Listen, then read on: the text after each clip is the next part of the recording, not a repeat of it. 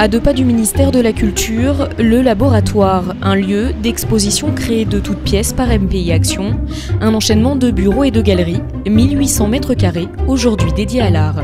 Notre activité initiale, c'est du second œuvre, c'est-à-dire du bâtiment, mais en termes de finition, de réaménagement, de transformation et peu de travaux neufs. Ce bâtiment, c'était des studios d'enregistrement à l'époque. On a fait le vide à l'intérieur des entrailles du bâtiment et on l'a reconstitué en totalité. Ici, rien n'est laissé au hasard. Transparence et jeu de lumière, MPI Action, c'est avant tout la recherche de l'esthétique.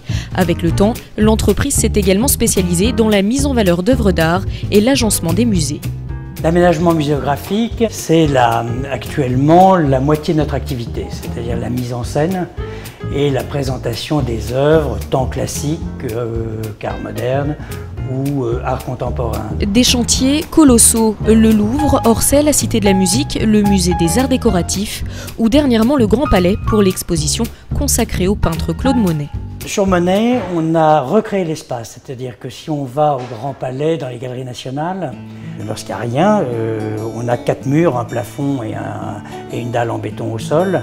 Il y a une mise en scène qui est faite, c'est-à-dire que toutes les œuvres sont mises en valeur, il y a un cheminement qui est créé, il y a des cloisonnements, il y a des sols qui sont reconstitués, des plafonds éventuellement, et toute une remise en peinture en tenant compte de ce qui est présenté et des œuvres.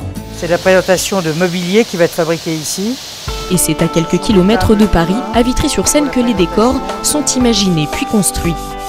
Alors ici, on est dans une unité de production, c'est-à-dire qu'une grande partie de ce qu'on voit dans les musées, la plupart des éléments construits sont en bois. Depuis le début de l'année, MPI Action a travaillé sur une trentaine d'expositions, avec des budgets qui peuvent s'élever à 700 000 €. La société réalise un chiffre d'affaires annuel de 6 millions d'euros.